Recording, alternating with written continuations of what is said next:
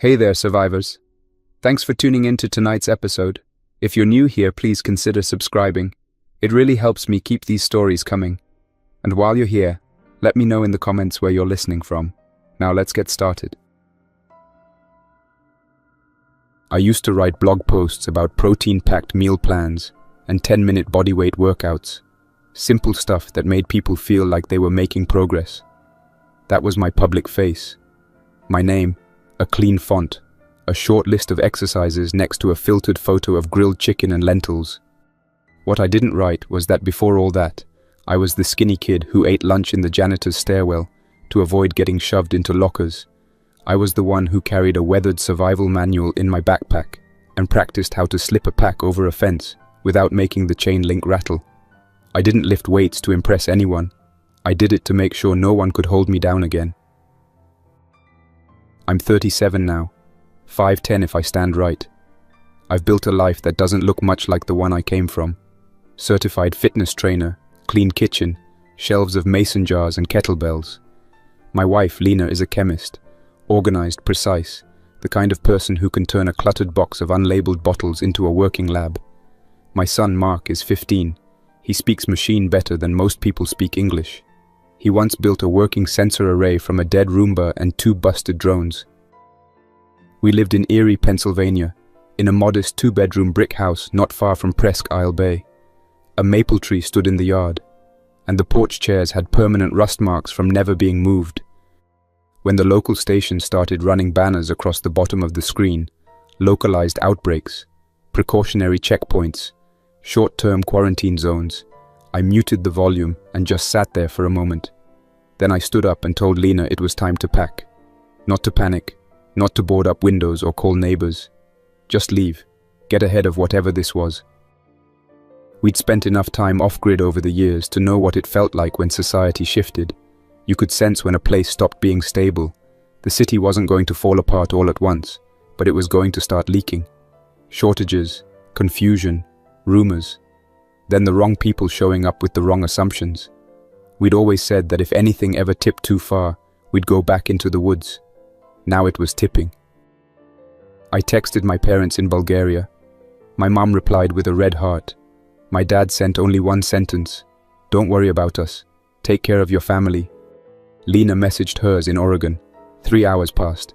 The answer was a grainy photo of empty shelves with short caption, "We'll try again later," and message, "If things go badly, come to us." Lena wrote that we'll see how it goes.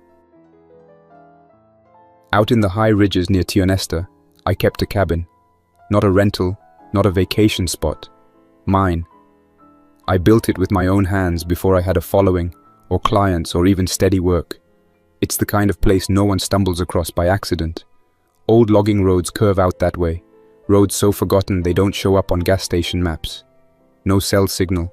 No streetlights, just the trees, the dark, and whatever you brought with you. I go there every fall to restock. Salt, rice, fuel tablets, candles, extra batteries, canning lids, and a few things I won't write down. Not because I expect the world to end, but because I've never forgotten how fast it can try. Habits like that don't just fade, they burrow in. We agreed to leave at first light. That night, I moved through the house quietly, checking gear so I wouldn't disturb the fragile quiet that still existed between us and the panic starting to bloom beyond our street. I sharpened broadheads for the crossbow, laid out the savage bolt action with 3 clean magazines, confirmed the 0 on the scope. I wrote our supply list in block letters like it was an old ritual. Water, fuel, cloth, salt, oats, oil, bleach, wire, fuses, tarps. I charged the radios. I checked the headlamps and the propane. I did not sleep. I lay on my back and stared at the ceiling fan while my mind walked every shelf in that cabin, counting jars, checking lids, opening and closing the bolt on the rifle in my imagination. That's how it began for us. Not with screaming, not with sirens, not with blood. Just a sentence spoken softly over a beaker. A good plan waking up. And the past. Our real past, quietly standing up and walking back into the room. At sunrise, the neighborhood looked like a Sunday morning after a storm. Quiet streets, A few people dragging bins. A police cruiser rolled past with the windows up, and the officer's jaw set like he had decided to save his words for someone he knew. I loaded the SUV with camp bins and a pair of 5-gallon fuel cans. Mark secured his Pelican case of parts with ratchet straps and showed me the compact power board he had built from scavenged laptop cells. Lena packed the lab kit she keeps for tutoring, a pH meter, reagents for water tests, and a roll of lab-grade tubing. She also slid the family photos into a single envelope and said she did not want to leave them to the damp. We left a note for our elderly neighbor, Mr. Doyle, with our names and a radio frequency from an old ham guide. I knew it was hopeful, but I wrote it anyway. I put the crossbow behind the driver's seat, the rifle in a soft case under the floor, and we pulled into traffic. West 8th Street was busier than a normal Monday morning. A pickup was parked across 2 lanes by the pharmacy with both doors open. A woman in blue scrubs stood outside talking to a state trooper whose eyes had the distant focus of a person giving themselves orders. At the grocery store lot, carts drifted like boats that slipped a knot. I told Lena and Mark we would do one fast sweep. No hero moves, I said. Think shelf-stable and things that burn. Inside, the fluorescent lights hummed like a tired insect. The shelf with pasta was mostly empty, but the baking aisle still had flour. A young man in a varsity jacket counted canned tomatoes, like he was building a shrine. I took 2 sacks of flour, oil, salt, and a box of oatmeal. Mark found a crate of long-life milk cartons and 2 spools of heavy twine. Lena picked up bleach, peroxide, a packet of yeast, a bag of iodized salt, and a stack of coffee filters. When a shout went up near the pharmacy counter, we stepped into the beverage aisle and waited. A metal rack toppled somewhere beyond the paper goods. No one ran toward the noise. People moved around it like they were driving in snow. We paid cash to a clerk who did not look up from the register display, then rolled the cart out and loaded fast. Before leaving Erie, I took one last loop past downtown to understand the edges of what was happening. We parked by an empty law office near State Street and watched the square from a block away. A line had formed outside a bank with the lights off. 2 municipal workers in reflective vests stood by a barricade with a roll of caution tape, taking turns looking at their phones. At Perry Square, a strange scene unfolded around the fountain. A man in a suit jacket stood on the lip, shoes soaked, gently turning his head like he was reading the air. A woman tried to talk to him, and he reached out, not fast, just steady, and stepped down into water he did not register. The woman backed away, hands raised in a plea. 2 officers approached with measured steps, speaking in low tones like they were coaxing a dog off a porch. The suited man bumped the fountain edge and kept walking until he touched the officer's chest, then kept pressing like he was trying a locked door. A third person, hair matted and clothes stiff with old stains, moved across the lawn as if drawn by a magnet no one else felt. No shouting, no sprint, just steady, wrong patience. We watched from the car with the windows up and the engine idling. Across the square, a bus stopped at an angle. The driver set the parking brake and stared straight ahead. Nobody got on. A kid in a hoodie filmed from behind a tree. The officers did not raise their voices. One reached for zip ties. The suited man leaned until both men had to brace. A 4th figure appeared from the far side of the square and walked into a bicycle rack, paused, then turned and sought the nearest moving person like water follows slope. I put the SUV in gear. "We've seen enough," I said. Lena nodded, jaw tight. Mark kept his eyes on the sidewalks as if memorizing faces would make the world more predictable. We took a back route, passing a small storefront church with a signboard that read, "Services online until further notice." It felt like a joke told to no one. We swung by a hardware store and picked up a roll of roofing tar, 2 packs of screws, and a coil of wire. The clerk had a baseball game playing on an old radio that kept repeating the same ad. He didn't ask for IDs. He didn't ask anything. He counted change twice and stared at his hands each time. On Interstate 79, the overhead sign near McKean flashed, "Checkpoint ahead," and "Expect delays." I took the exit for Route 19 and cut west, then south on back roads until trees got taller than houses. In Edinburgh, a sheriff's SUV had its light bar on, but no one sat inside. Lena said we should stop for a proper first aid restock, and I said we would do better to keep moving. That was our first argument of the month. We pulled over beside the community park and talked in low voices while Mark pretended to scroll his phone. I can make antiseptics, Lena said. I can make basic disinfectants, but I cannot make sterile gauze out of air. Understood, I said. But the last thing we want is to get boxed into a roadblock. We have enough to treat small cuts and a fever. We go now, and once we're set up, we plan a surgical run to a place that is not already being stripped. She looked at the quiet main street. The hardware store's door was propped with a paint can. Surgical run, she said, then let it go for now. We pulled back out and drove south past Union City, then east, bending toward Tidiute. We saw the first one at a county line sign. A man with a torn jacket walked into the lane, steady, head slightly tilted as if listening for a bus that would never come. No foam, no sprint, none of the movie scenes people argued about online. He did not react to the horn. He did not react to our voices. He put a palm on the passenger door while we were still rolling. I swerved, and he went down, then got back up in the mirror, patient and wrong, as if pulled upright by strings. We reached the cabin in late afternoon. The logging road in was rough, just ruts under leaves, and the SUV scraped twice. The place is a 16 by 20 footprint with a steep roof and a porch built from reclaimed barn beams. I built it with my hands before I ever took a training client. The door still sticks when humidity rises. The lantern hooks still hang where I put them the year Mark learned to ride a bike on the abandoned airstrip near Corrie. I walked the perimeter while Lena and Mark unloaded. The lock on the tool shed was untouched. The rain barrels were half full and clear on top.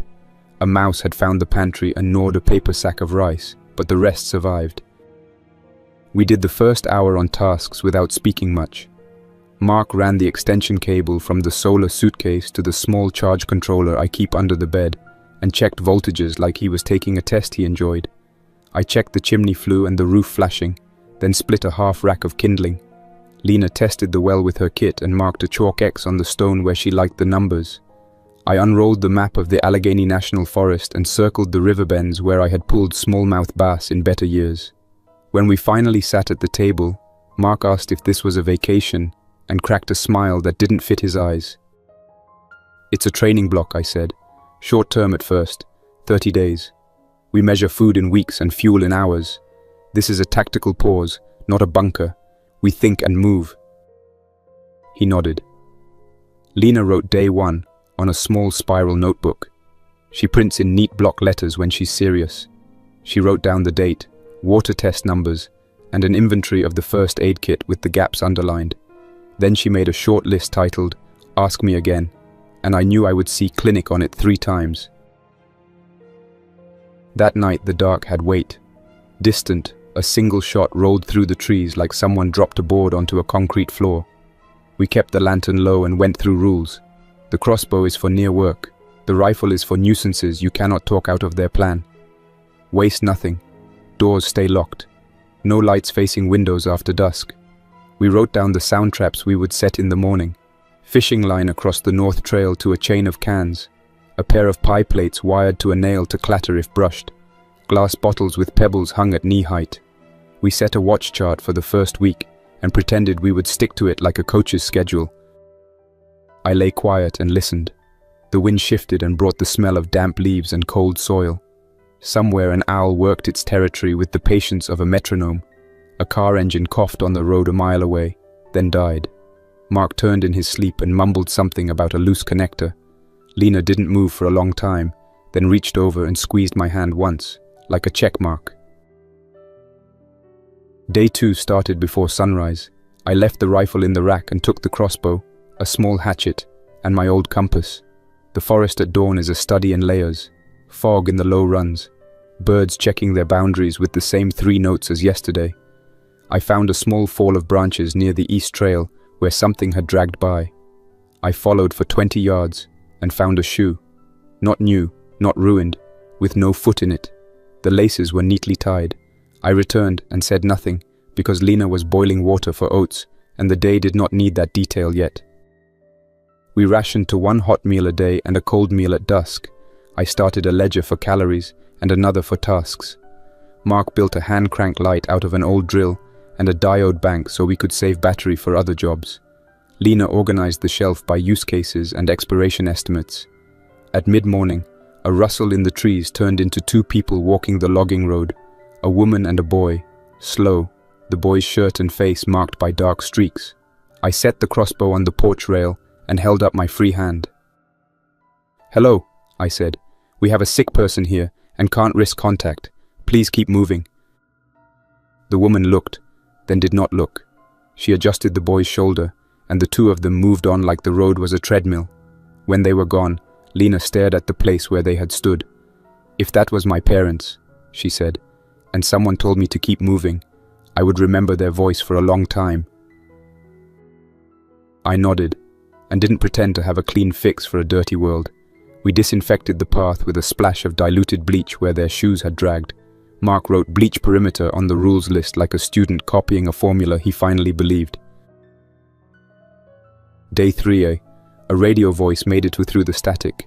A station in Warren County repeated a loop about quarantine zones forming near larger towns and to shelter in place. It used the phrase, "walking infected," which I did not need after Perry Square. We spent the day hardening the door with scrap plate and installing a second hasp. Mark wired a motion switch to a string of lights on the porch so anything taller than a raccoon would light itself before touching the steps. He was proud. I told him to add a mechanical backup because power is a fair weather friend. In the afternoon, on the far side of the clearing, we saw another figure move where no one should be.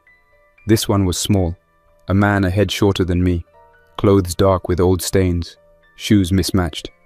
He walked along the brush line in a steady arc and paused at each trunk as if checking a fence no one else could see. I raised the crossbow, then lowered it. He was outside the wire and moving away. He would find something in the woods and press on it until it broke or pressed back. We kept our work quiet and watched until he was gone. Day 4, we hunted. I took the crossbow to the creek, while Lena and Mark cleaned tools and set jars to soak.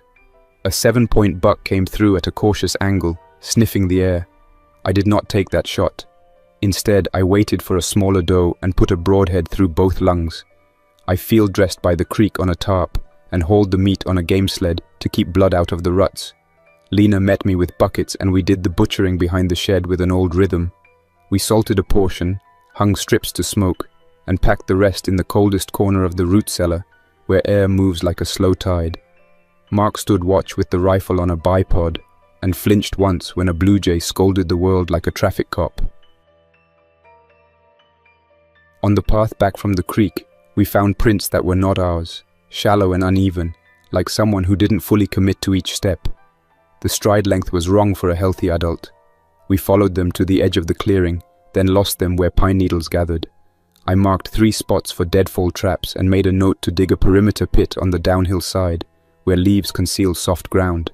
Not to catch animals, to slow what doesn't read signs. The days found shape. We split wood in the morning, fixed, cleaned, then trained. I ran drills with Mark on how to step through a doorway with the crossbow so he wouldn't flag family.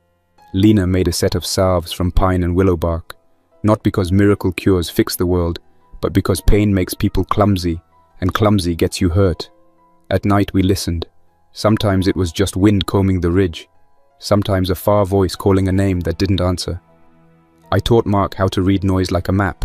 What belongs, what doesn't, what can be ignored, what requires you to set the mug down quietly and pick up a tool. On day 6, we had our second human contact. A man in his 50s, thin, held together by a jacket 2 sizes too big, drifted toward the shed. He had a small revolver tucked into his waistband with no holster. I stepped out and said hello, and he asked for a drink. I gave him water at a distance and an energy bar. When he turned, I saw the back of his neck was bruised like he had slept against a doorknob. His hands shook, but his eyes were clear. He said his name was Jer. He said the gas station in Tionesta had a fight in the morning, and the state police taped the door and drove off. He asked if I had seen a red Honda with a cracked taillight. I said no. He put the energy bar in his pocket like it was a photograph he wanted to save, and walked away with his shoulders set in a line that did not promise a destination. After he left, Lena said, We are going to have to decide how we treat people like him. We treat them like a risk, I said. We treat them with respect from a distance. If he comes back and we are not ready, that is on us.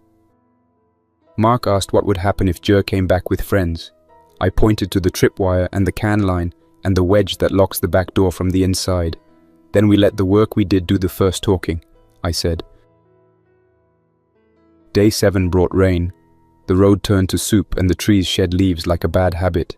In the afternoon, a figure stepped out of the fog at the top of the drive. The slow gait and the way the head drifted told me before the clothes did.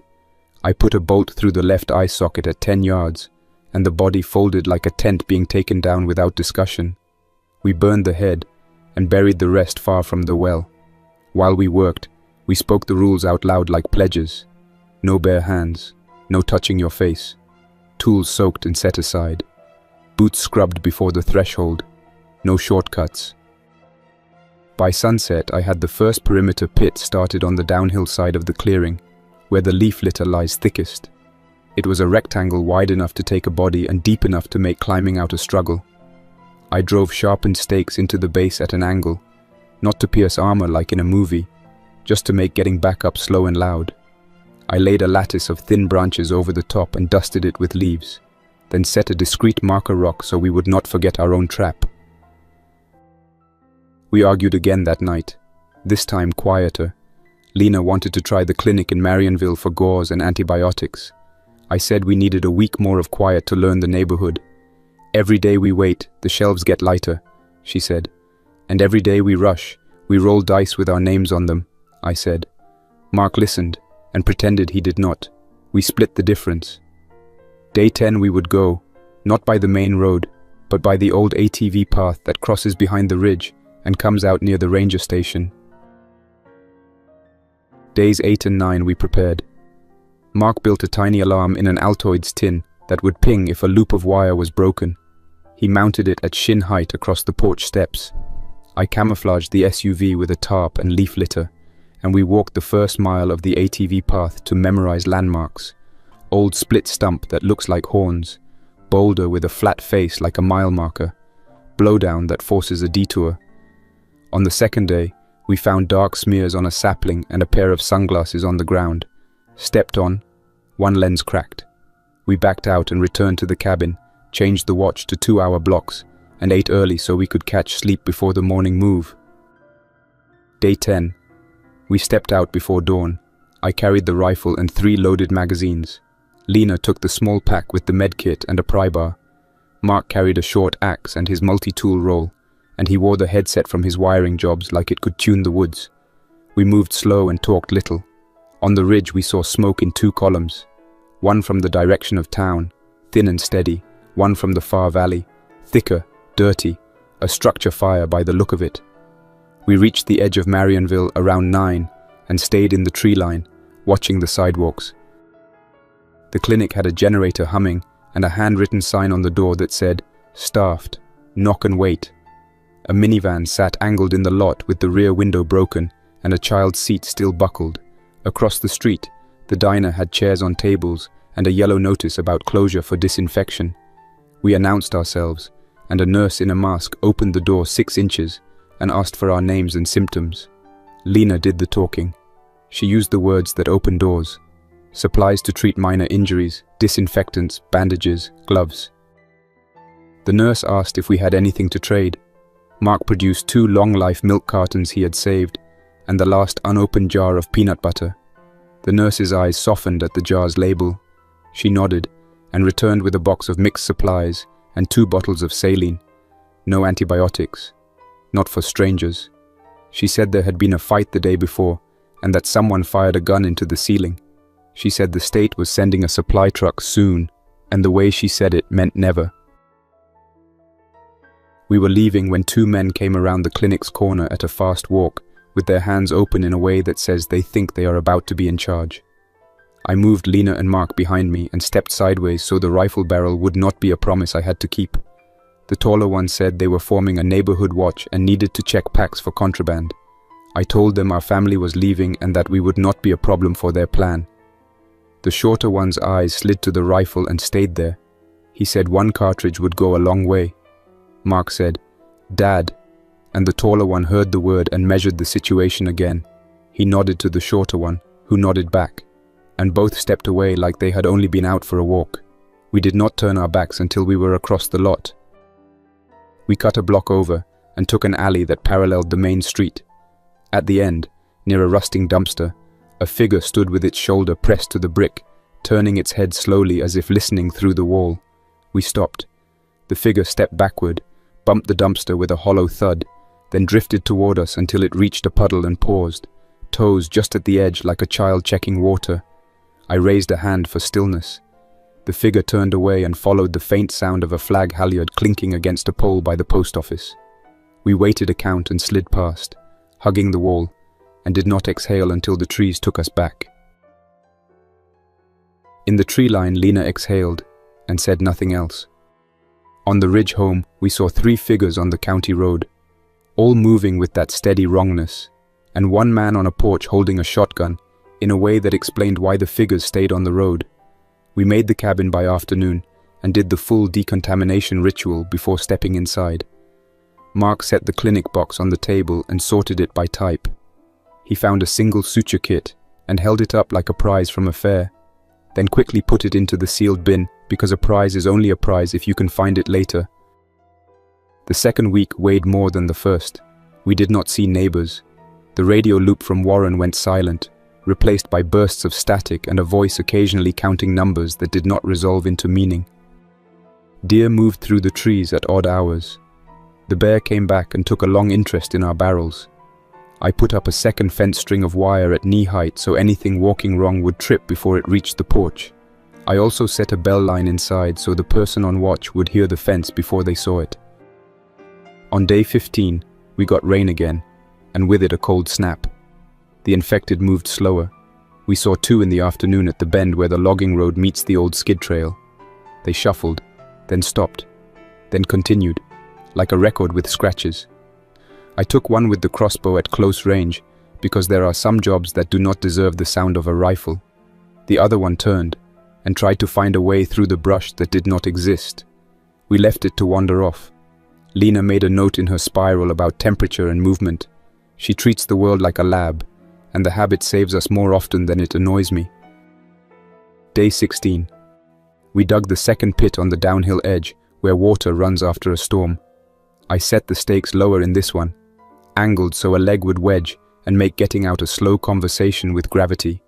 We disguised it with a lattice of small dead branches and a thin layer of needles. Mark marked it with a barely visible stick set at a slant, our code to ourselves that says, "Stop 1 pace short." On day 17, late afternoon, the bell line on the porch gave a short, hard ring. I looked up from the ledger and saw motion at the far edge of the clearing, then a collapse of leaf litter. A human shape dropped and struggled in the second pit. The sound it made was not a shout, not a cry, just breath moving in a broken rhythm against effort. I took the crossbow and moved to the edge with Lena beside me, holding a shovel as a lever. Mark stood at the porch post with the rifle on safe, barrel down, face pale. In the pit, the figure worked at the stakes with slow persistence, hands gripping wood, legs pushing, sliding back in. The face turned up and there was nothing there to negotiate with. A row of pine needles stuck to its cheek like stitches. It reached for the edge in a repetitive motion, calm and relentless. I planted a bolt through the orbital bone, then a second to be sure.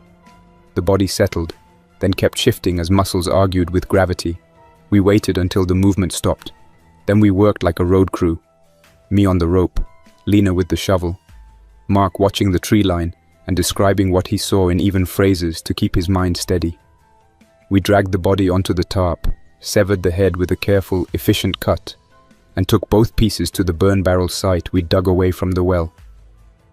We burned the head first, then the rest, feeding small branches to keep flames even without making a broadcast column of smoke. While we worked, we said the rules out loud again. Tools in the bleach bin, gloves off before you touch your face, boots scrubbed in the tray. No shortcuts because shortcuts are loans with interest due later. Mark didn't speak until the last ember fell to ash. Then he said, "The pit works," in a voice that sounded older. Day 18. Lena woke with a cough from cold, damp air. She is strong, but the cabin air is not kind to lungs when the barometer drops. She took honey and hot water and put a scarf over her mouth when she moved outside. I checked our meds and found we had enough for a small chest issue, but not a major one. We heated the place with a low fire, damped it down for efficiency. She continued to work, just slower. I did the heavy lifting and pretended not to notice, because making a point out of help can turn help into insult. On day 19, Mark's bot rolled for the first time. It was slow and ugly and perfect. He drove it along the inside of the fence and used the camera to check low gaps. He added a horn that chirped twice when it lost signal so we could locate it. He called it Scout, and I did not say the name out loud because naming things makes a person care in a way that hurts later. He set up a charging cradle by the window and taped a checklist above it. Clean lens, charge, test horn, test pan tilt, log any anomalies. By day 20, the cabin smelled like cedar and cooked oats and damp wool. The routine kept us upright. We split wood, hunted small game with the crossbow, set snares along rabbit runs, checked them twice, and logged everything. Lena began small fermentation buckets to stretch calories into better nutrition. Carrots in brine with garlic, cabbage cut fine and salted, jars weighted with clean stones. She also distilled a sanitizer with the small still body from her lab kit, labeling it with a simple black square so even in bad light you couldn't mistake it. Small systems layered into bigger ones. That afternoon, Jer returned, thin man from earlier, but this time he didn't come alone. 2 others walked with him and stopped short of the wire, and all 3 looked to the can line with a mixture of respect and curiosity. Jer raised an empty hand and asked if we had seen a red Honda. I said no. He looked at his companions and then asked to trade. He held a plastic tub with mixed batteries and a handful of candles. He wanted food. We gave 2 packets of oatmeal and a small jar of jerky, and took 4 D cells and 4 double cells, and I counted the trade out loud so there was no misunderstanding. One of his companions stared past me into the cabin, and I took a half step to block the view. Jer saw that and said, "We'll be moving on." They left by the road. That evening we heard voices out in the trees, then the sound of a can line tapping metal, light, like a question. The alarm pinged, then stopped. I put Mark and Lena in the root cellar and sat behind the woodpile with the rifle. Nothing came to the door. Near midnight a drizzle began, and the voices faded the way voices do when people realize the effort isn't worth the risk. In the morning one of the cans bore a boot print and the loop was loosened, fingers having worked at it a while. We reset the line and added a second at a different height. Day 21. The sky cleared. We used the light to check the traps. Then I took Mark after lunch to the deer trails west of the cabin. We moved slow, feet finding the dry spots automatically, the way practice makes a path in a person's head. The wind was steady from the west. We came to a game trail that skirts a low swale and took a knee. A doe stepped out, then another, then a small buck. I signaled wait. A new shape appeared behind them in the trees. A human figure drifting on the same line, a few yards back, following the herd like a beginner hunter who never learned wind. It moved branch to branch, not fast, just inevitable. The deer lifted their heads, ears turning. The figure kept coming, snagging a sleeve on a branch and not reacting. The deer broke to our left. The figure followed, stumbling over a rotten log, hands out.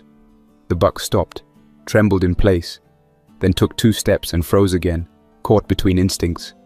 The figure closed the distance 1 patient stride at a time.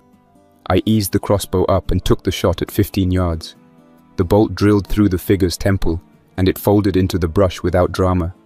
The deer bolted for real then, tails high, vanishing into leaf light.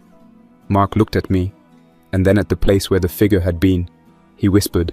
It was following like a dog that forgot what a dog is.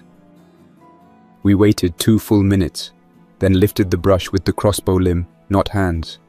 The body lay face down, half in a patch of fern, half in leaf mold. Mark kept watch while I retrieved the bolt, wiped it with a rag I'd brought for that purpose, and dipped it in the small tube of sanitizer Lena made. We dragged the body with a loop of rope, keeping distance, and took the longer route home to hit the burn site. On the way, Mark pointed to a second set of prints that weren't ours, nearly filled with the leaf fall, heading the same direction as the deer. I didn't love what that implied.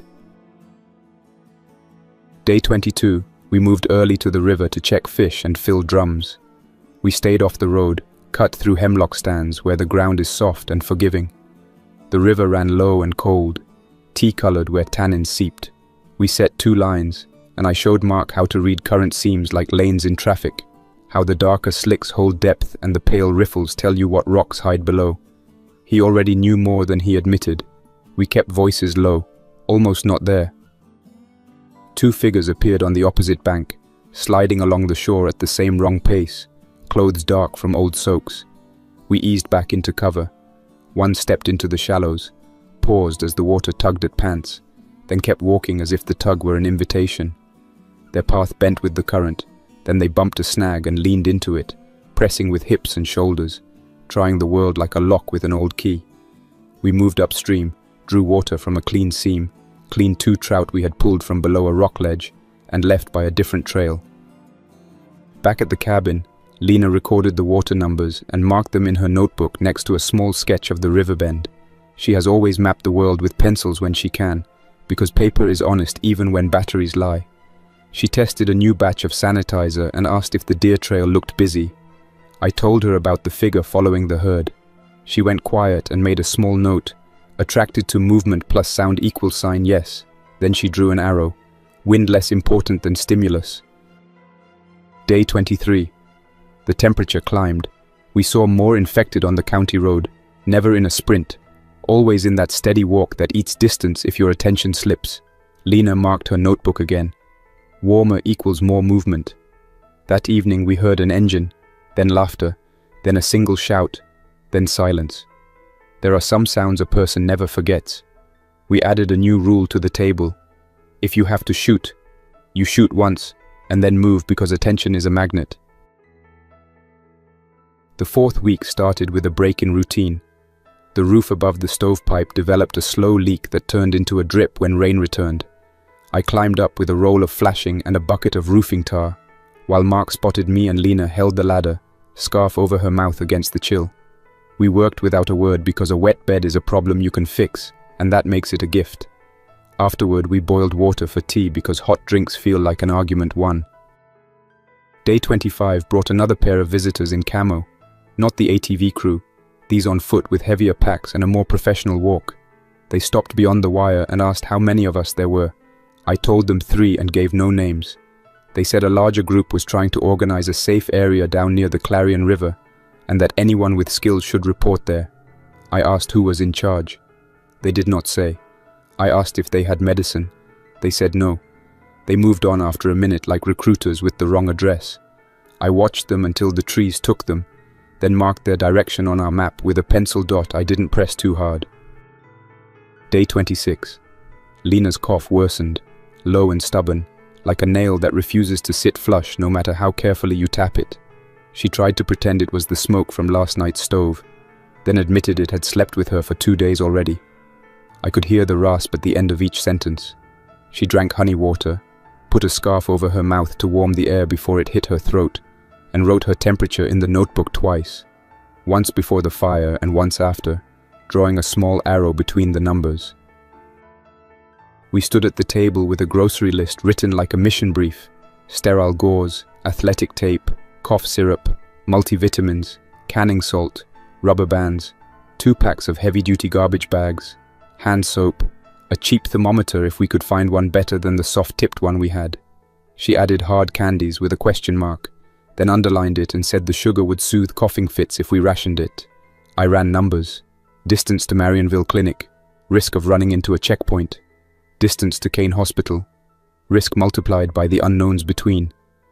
The general store at the edge of Tionesta sat on a back road with a willow tree that had outgrown the ditch and a small loading dock nobody used anymore.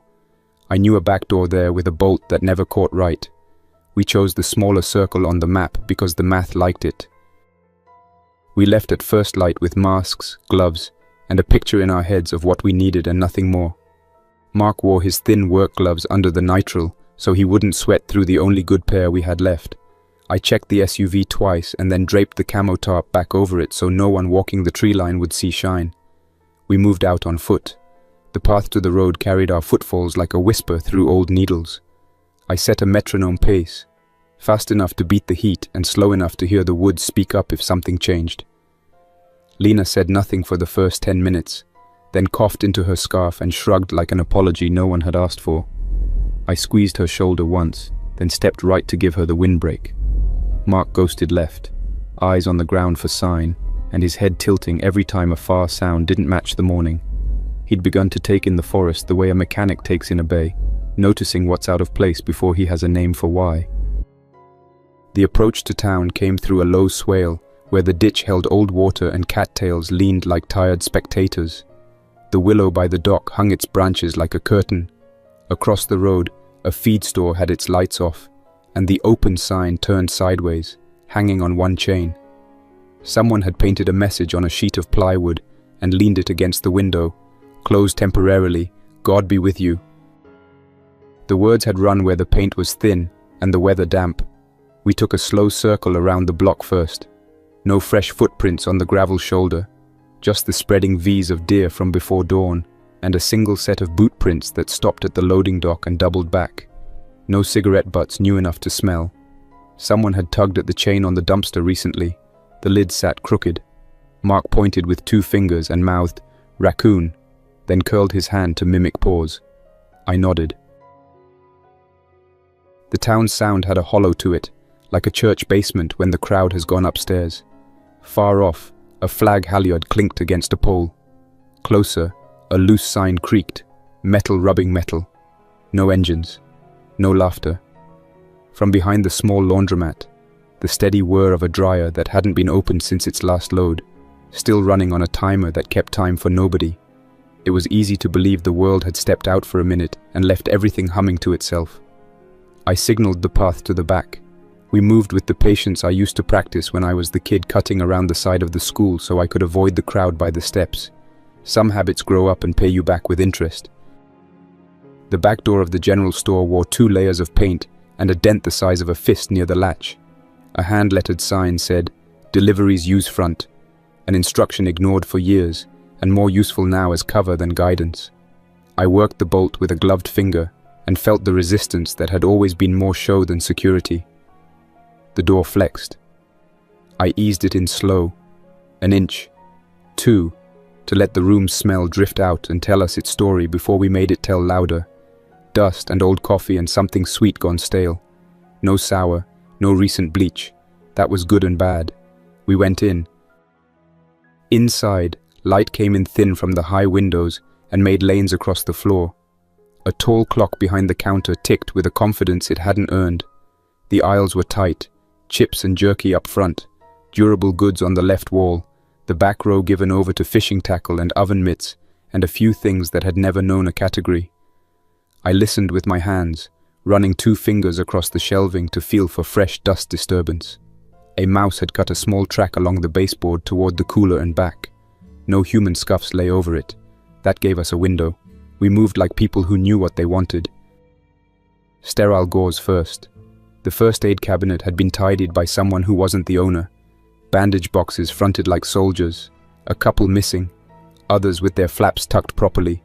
I took gauze rolls, tape, alcohol wipes, a second pair of blunt scissors, and 2 finger splints in case one of us forgot where the hammer's head was. I slid a travel pack of tissues into the bag for the cough. Lena had taught me small uses for small comforts. She took cough syrup that didn't make you drowsy and checked the active ingredient twice, then a second brand in case the first had been put back wrong. She grabbed a box of multivitamins and did the math out loud. 30 days times 3, minus the days when we have greens. Better to have and not need, she said, voice thin. Canning salt sat lower, heavy and thick paper. 2 bags went into my pack, flat against the backplate to keep the weight proper. Mark found the rubber band aisle and did what only a person with an engineer's brain would do. He took mixed sizes instead of a single uniform box, because the world never asks for the same fix twice in a row. Then he drifted to the hardware corner like filings to a magnet. He picked up a jar of screws, wood screws, zinc-plated, a useful spread of lengths, and held it like a glass of water you don't want to spill. The way he slid it into his pack had the hush of an altar. We took a second slow pass for the small things people miss when panic fills the cart. A pack of pencils and a sharpener, 2 bars of unscented soap, a roll of heavy-duty trash bags, thick enough to be useful for everything from rain barriers to makeshift liners, a box of quart freezer bags because neatness keeps a camp from becoming a trap, 1 small tin of hard candies, lemon drops, because a cough is a stubborn animal and sometimes it can be led instead of fought. I set the tin on the counter and forced myself to count 30 seconds, with eyes closed, listening. The building's sounds arranged themselves into a pattern: the clock, the fridge motor that tried to start and failed, the tiny pings of cooling ductwork, no foot scuffs, no breath that didn't belong to us. We left the front alone. The glass faced Main Street and I wanted no silhouette making announcements to strangers. We returned to the back, confirmed the alley held the same quiet as before, and stepped out into a square of pale light. A wind had come up, carrying a paper menu down the lane like a fish swimming upstream. I put 1 foot toward the doorframe to pull it shut, and the sound of small grit under a shoe turned the corner in front of us. A figure walked into the lane with the patience of a man reading every word on a plaque. The shoes whispered on the grit. The head drifted, searching for something a human would name, failing to find it, moving on, searching again. It turned toward us because we were the only new thing that had breathed here in a long time. We backed into the store in the same slow way you back away from a shed wasp. Step, watch, then drew the door in and set the latch. The figure reached the door and pressed. Not a slam, a steady pressure like someone who believes it opens eventually if you wait. The metal flexed against the latch and released a slow, scraping sound, then a pause, then another push. I raised my hand to keep Mark from adding more light with the headlamp. Lena covered her cough in the crook of her arm and held it there, counting silently. The pressing moved along the door like fingers finding the seam. Then the weight shifted, footsteps carried past, and the scrape faded as the figure continued its lane, drawn toward the slow clink of the flag halyard at the post office. We counted higher than we needed to. Then we counted again because caution likes to be indulged. We left by the front, a different path than we came in on, moving along the shadow edge beneath the awnings. The glass of the barber shop held a reflection that let me scan the street without turning my head. The alley figure drifted across the intersection and bumped the post office steps with its shin, then turned to follow the sound of the halyard like a moth follows light.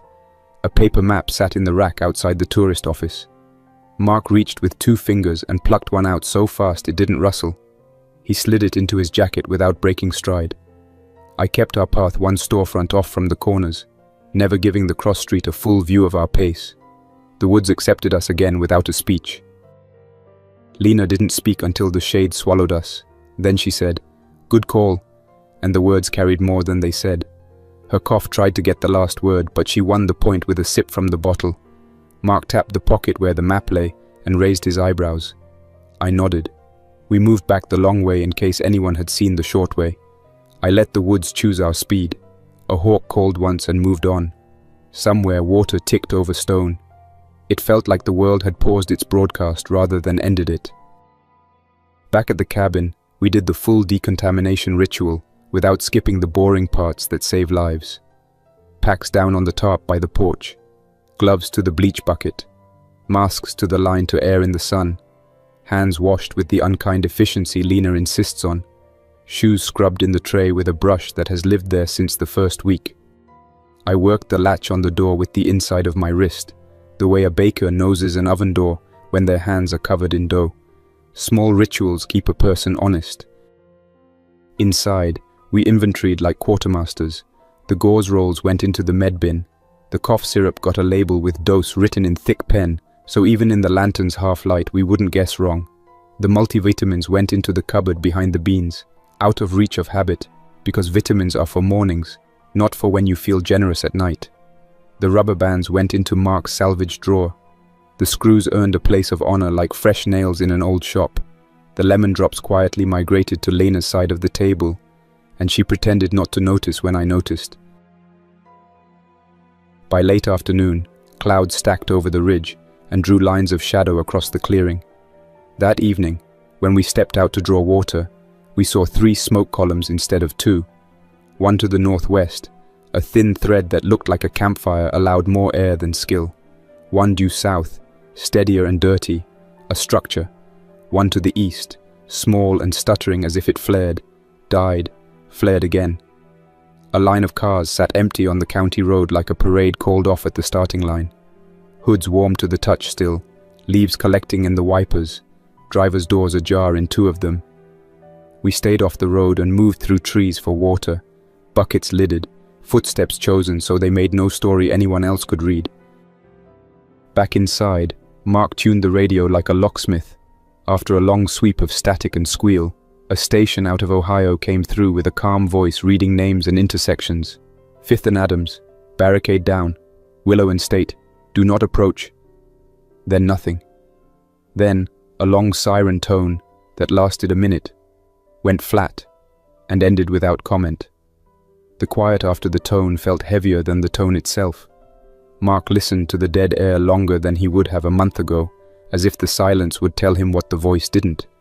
He clicked the radio off, stood, and went outside with the axe without asking. I watched him line up to the stump. He took 3 measured practice swings with hands low to check the arc, then let the head fall with a controlled snap that put the blade in the same bite each time. 3rd strike stuck. He left it standing, turned, and came inside, with the look people get after they put a problem into something that can take it. "Can we reinforce the cellar door with a 2nd beam?" he asked. I said yes, because no is a word that breaks people in slow motion. We ate early and worked before the light left. The cellar entrance was a simple hinged door at ground level with a single center beam we'd added in week 1. We measured for a 2nd beam on the inside, set in pockets cut into the joists. Mark held the lantern while I marked with a carpenter's pencil. He handed me the bit driver without me asking, like we'd rehearsed it. Lena brought the cough syrup and took a dose, then stood on the steps and called out measurements so we didn't have to climb up and down. The beam, a straight section of oak we'd salvaged from a fallen fence, settled into the pockets with the kind of fit that makes your shoulders drop. We tested it 3 times, then once more after I said we were done, because the last time is the one that finds out if you meant the first 3. Night came on with a slow dimming rather than a switch. We did rounds and found nothing new at the wire. The can lines hung still. The bell on the porch clapper sat quiet. For an hour, our world was the sound of a kettle, the hiss of the damped stove, the tick of the clock that insisted on believing in minutes. Lena coughed twice and stopped both with a sip and a lemon drop. She read the label, frowned, then set the tin down and said she would ration them for mornings when she needed to talk more. That's Lena, saving tools for when they matter instead of when they're in reach. Day 27, we checked the pits after breakfast. Leaves had drifted over the lattice we'd laid. I used a stick to test the edges and reset any sagging branches. A set of small prints, raccoon by the look, had circled and decided we weren't interesting. The bear had not returned. The morning was cold and held itself close. We set snares in the rabbit runs deeper in the trees and took a loop to the creek to read sign. A fresh scrape on bark at knee height told a story of a deer pausing long enough to be nervous. We made note and let the creek talk to itself. We spent midday on repairs and quiet tasks that bring tomorrow closer without inviting attention. Mark adjusted Scout's camera mount and wired in a simple voltage monitor with a 3 LED display so we'd know at a glance whether we had enough juice to run a full perimeter. He invited me to name the colors for the display. I said green meant walk, yellow meant consider, and red meant we are not doing this now.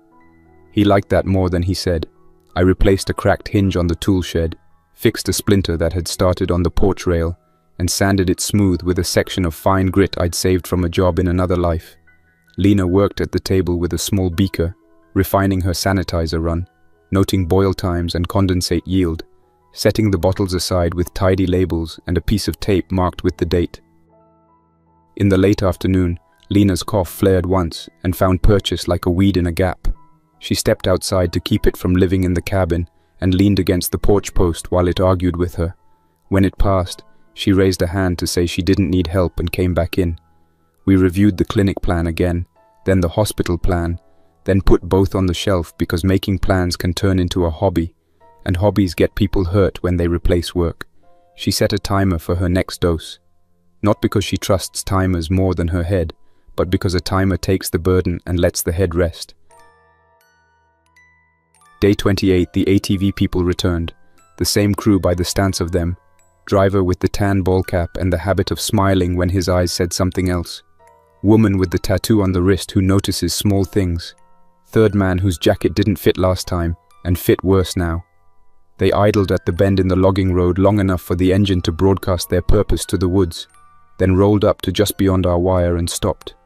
The driver cut the engine, held his hands out from his sides like a preacher about to deliver a comforting thought, and announced they were taking a fuel tithe from remote properties for a community pool. He said the word tithe like he enjoyed the way it made him sound official. I stayed on the porch with the rifle slung muzzle down and the crossbow out of sight behind the wood box. Lena stood in the doorway with her scarf, the crossbow low. Mark watched from the side window, where we had a hole cut to give a clean lane if anyone rushed the stairs. Our tanks are nearly dry, I said, and we'll need what we have to survive. The driver smiled without humor and said survival was a community project now. He tried on the word now, as if he had invented it this morning. I said community starts with consent. The woman's eyes did a quick scan. Barrels, tripwires, the rake lines we'd made in the dirt to record footprints. Then she made a face like she'd stepped in something and told the driver quietly, "Not these folks." The third man looked hungry in a way that food wouldn't fix. The driver changed angles. He asked if we'd seen anyone suspicious, named the ATV break-ins on 2 properties down canyon, like he was building a case against us by association. I repeated the same sentence in the same tone. We are sheltering in place and not interested in joining any collection plan. He tried on a new smile that had more teeth. That's not how this works, he said. My hands stayed where he could see them.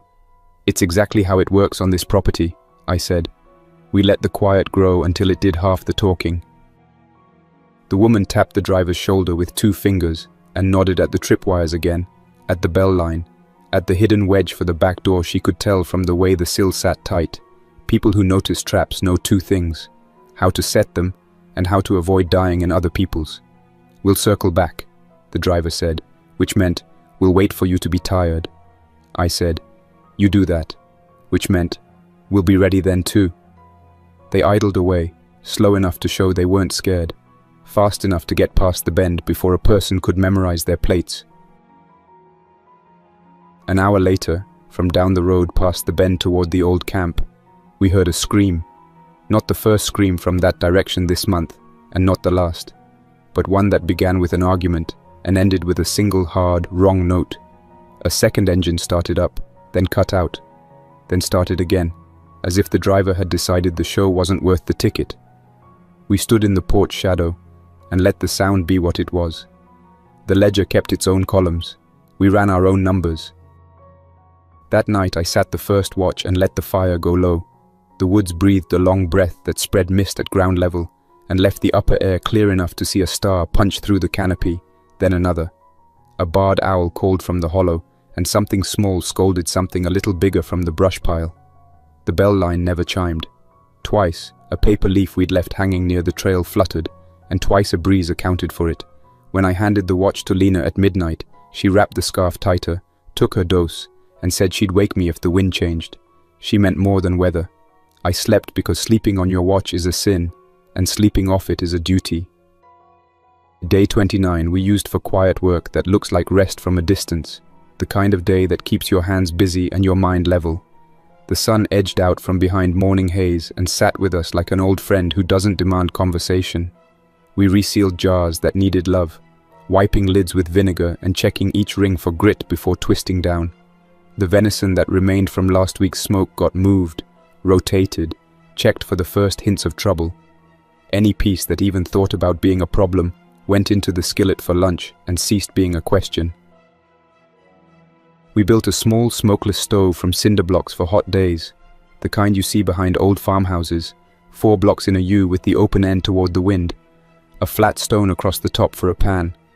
Mark adjusted airflow by sliding a 5th block to make a small chimney. He wrote air in and air out, with a charcoal nub on the blocks like a junior engineer documenting a prototype, which is what it was. We boiled water on it and Lena said the smell of wood was kinder than the smell of diesel. She set the cough syrup by the cup, took her measured dose, and set a lemon drop afterward with the air of someone closing a file. Lena taught Mark how to read the pH strips and record the well's pattern through the week. She showed him how temperature and rainfall shift numbers, how the stone near the well holds heat and gives it back after dark, how that changes nothing and everything. She handed him the notebook and had him write the values himself instead of dictating, because memory lives differently when the hand does the work. He grinned when the strip color matched the chart exactly, then frowned when it didn't, then learned how to write not just the number, but the context. After rain, before boil, sun direct on stone. He will do that for the rest of his life, because someone took the time to show him why. I cleaned the rifle on the porch with a cloth I've had since college, old shirt cotton that has known more cycles than one man deserves. I cracked the action, checked the chamber, set every piece on a towel in order, and put them back in reverse, oiling as I went, not drenching. Just the kiss of a film where metal meets metal. I replaced a frayed bowstring on the crossbow, saving the old one in case it could be stitched into usefulness for a different job. I oiled axe handles until they took on a low shine that looked like care rather than decoration. Maintenance is the only sermon worth hearing in a month like this, so I preached to the tools, and the tools listened. In the afternoon, Mark made a small sign from scrap plywood and a nail. Silence is security. He didn't hang it where anyone could see from the road. He hung it inside the cellar door where only we would see it as we moved past. A reminder for the days when the kettle wants to whistle and the radio wants to talk, and the human voice wants to stretch its legs. He traced the letters a second time, darker, then stepped back and nodded like a carpenter signing his name under a joist. Lena took inventory and found we were down to our last 2 heavy-duty trash bags. She circled trash bags twice on the Ask Me Again list and put the list in my pocket, which is how she says, "This is your job now," without making me feel like a student. She sat at the table with the beaker and wrote a small plan for stretching cough syrup, hot water with lemon drop, steam inhalation with the pot and towel, rest intervals marked with the kitchen timer so she didn't overdo chores that looked small and felt big. She is a chemist. She builds systems to make chaos behave. We ended the day with the kind of tired that feels like completion rather than defeat. The jar lids clicked as they cooled. The stove blocks held warmth and gave it back slow. The radio stayed off by choice, which is different from being broken. When the first star showed, I pointed it out to Mark, then said nothing more because some things don't need narration. Lena coughed once, and this time the sound came and went like a visitor who realized it had the wrong house.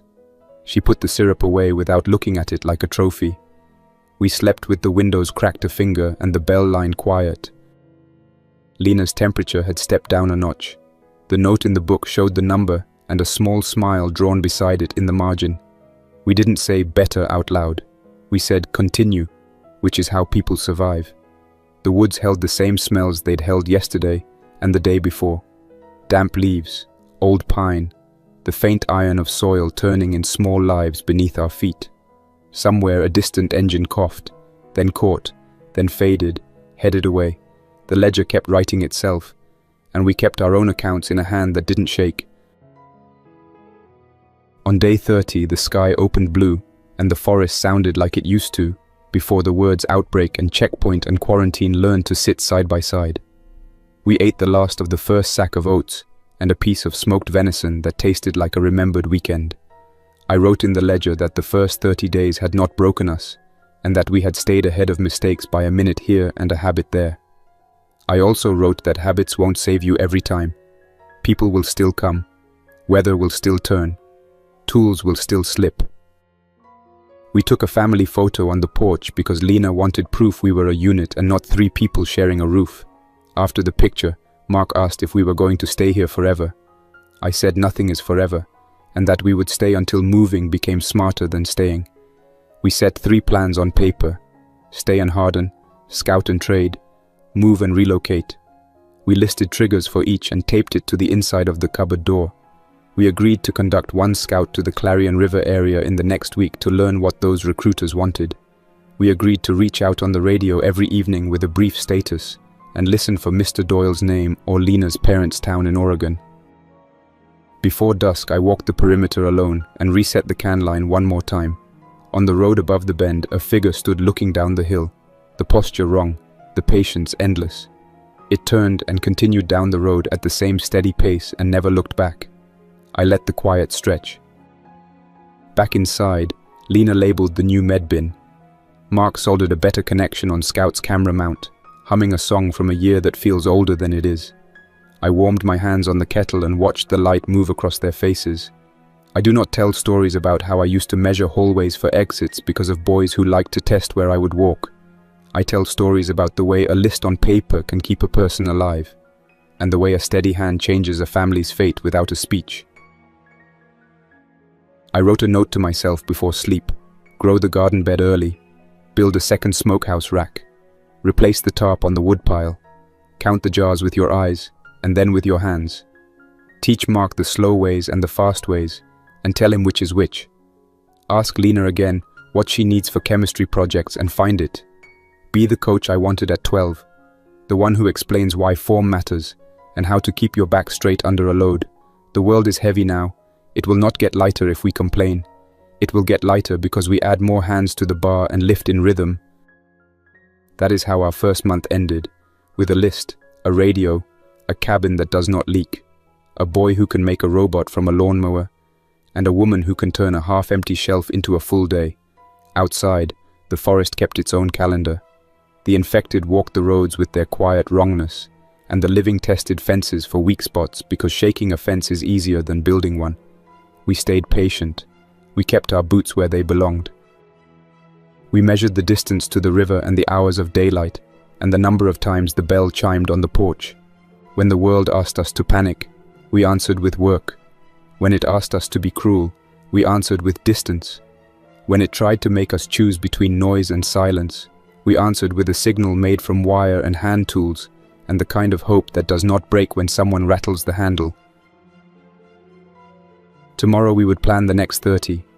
Tonight we stacked the dishes, checked the latches, and wound the clock on the wall that doesn't keep perfect time but keeps enough. The cabin settled on its footings, and the woods took a breath you could hear if you had learned how. Mark switched off the work light.